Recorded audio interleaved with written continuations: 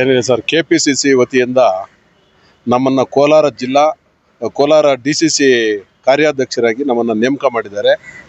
ನಮ್ಮನ್ನು ನೇಮಕ ಮಾಡಿರೋದಕ್ಕೆ ಮೊಟ್ಟ ಮೊದಲನೇದಾಗಿ ನಮ್ಮ ರಾಜ್ಯದ ಮುಖ್ಯಮಂತ್ರಿಯಾದ ಸಿದ್ದರಾಮಯ್ಯನವ್ರಿಗೆ, ಮತ್ತು DCM ಆದ ನಮ್ಮ DK ಶಿವಕುಮಾರ್ ಅವ್ರಿಗೆ, ನಮ್ಮ ಕಾರ್ಯಾಧ್ಯಕ್ಷರಾದ ನಮ್ಮ KC ಚಂದ್ರಶೇಖರ್ ಅವ್ರಿಗೆ, ಮತ್ತು ನಮ್ಮ ಉಸ್ತುವಾರಿ ನಾರಾಯಣ ಸ್ವಾಮಿ ಅವರಿಗೆ ಎಲ್ಲರಿಗೂ ಧನ್ಯವಾದಗಳನ್ನು ಹೇಳಲು ಇಚ್ಛೆಪಡ್ತೇನೆ.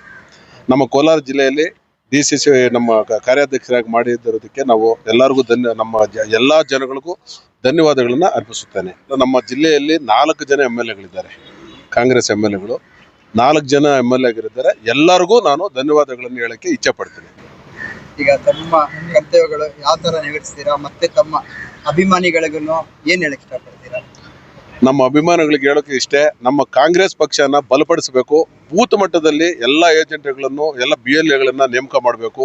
ಎಲ್ಲ ಬ್ಲಾಕ್ ಕಾಂಗ್ರೆಸ್ ಪ್ರೆಸಿಡೆಂಟ್ಗಳು, ಎಲ್ಲ ಯೂತ್ ಕಾಂಗ್ರೆಸ್ ಪ್ರೆಸಿಡೆಂಟ್ಗಳು ಎಲ್ಲರೂ ಒಗ್ಗಟ್ಟಾಗಿ ನಿಮಗೇನು ಕೆಲಸ ನಿರ್ವಹಿಸಿದ್ದಾರೆ ಎಲ್ಲರೂ ಒಟ್ಟಿಗೆ, ಎಲ್ಲರೂ ಒಂದೇ ಭಾವನೆಯಿಂದ ಎಲ್ಲ ಕಾಲಕ್ಕೆ ಮೀಟಿಂಗ್ಗಳಿಗೆ ಅಟೆಂಡ್ ಮಾಡಿ ಎಲ್ಲರೂ ಒಟ್ಟಿಗೆ ಹೋಗುವಂಥ ಇದನ್ನು ನಾವು ನಿರ್ಮಾಣ ಮಾಡಬೇಕು ಅಂತೇಳಿ ಆಸೆ ಪಡ್ತೀವಿ. ಈ ದಿನ KPCC ವತಿಯಿಂದ ಕೋಲಾರ ಜಿಲ್ಲೆ ಕಾರ್ಯಾಧ್ಯಕ್ಷರಾಗಿ ನಮ್ಮ ಶ್ರೀನಿವಾಸಪುರ ತಾಲೂಕಿನ ಮ್ಯಾಕಲ್ನಾಡ್ ಸಮ್ಮಣ್ಣ ಅವರು ಆಯ್ಕೆ ಮಾಡಿದರೆ ತುಂಬ ಸಂತೋಷ. ಮೊಟ್ಟ ಮೊದಲಿಗೆ ನಮ್ಮ ರಾಜ್ಯದ ಮುಖ್ಯಮಂತ್ರಿಗಳು ಹಾಗೂ ರಾಜ್ಯದ ಮುಖ್ಯಮಂತ್ರಿಗಳಾದ ಸಿದ್ದರಾಮಯ್ಯ ಮತ್ತು ಉಪಮುಖ್ಯಮಂತ್ರಿಗಳಾದ DK ಶಿವಕುಮಾರ್ ಸಾಹೇಬ್ರಿಗೂ, ಮತ್ತು ಕಾರ್ಯದರ್ಶಿಗಳಾದ ಚಂದ್ರಶೇಖರ್ ಅವ್ರಿಗೂ, ಮತ್ತು ಜಿಲ್ಲಾ ಉಸ್ತುವಾರಿಗಳಾದ ನಾರಾಯಣ ಸ್ವಾಮಿ ಅವ್ರಿಗೂ, ಮತ್ತು ಅದೇ ರೀತಿ ನಮ್ಮ ರಮೇಶ್ ಕುಮಾರ್ ಸಾಹೇಬರು ಹಾಗೂ ಎಲ್ಲ ನಮ್ಮ ತಾಲೂಕಿನ ಕಾಂಗ್ರೆಸ್ನ ಶಾಸಕರು ಮತ್ತು ಎಲ್ಲ ಪದಾಧಿಕಾರಿಗಳು ಮತ್ತು ಎಲ್ಲ ಮುಖಂಡರುಗಳಿಗೂ ಅಭಿನಂದನೆಗಳು ತಿಳಿಸ್ತಾ ಇದ್ದೀನಿ. ಯಾಕಂದರೆ ಈಗ ಕೋಲಾರಲ್ಲಿ ಸಂಘಟನೆ ಮಾಡೋದು ತುಂಬ ಅವಶ್ಯಕತೆ ಇದೆ.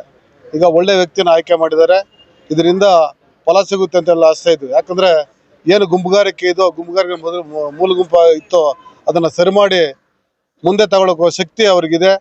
2 ಕಡೆ ಚೆನ್ನಾಗಿದ್ದಾರೆ, 2 ಗುಂಪಲ್ಲೂ ಚೆನ್ನಾಗಿದ್ದಾರೆ. ಅದರಿಂದ ಒಳ್ಳೆ ಕೆಲಸ ಮಾಡ್ಕೊಂಡು ಹೋಗಿ ನಮ್ಮ ಜಿಲ್ಲೆಯಲ್ಲಿ ನೆಕ್ಸ್ಟ್ಗೆ 6 ಅಸೆಂಬ್ಲಿ ಕಾನ್ಸ್ಟಿಟ್ಯೂನ್ಸಿ 6ರಲ್ಲೂ ಗೆಲ್ಲಬೇಕು.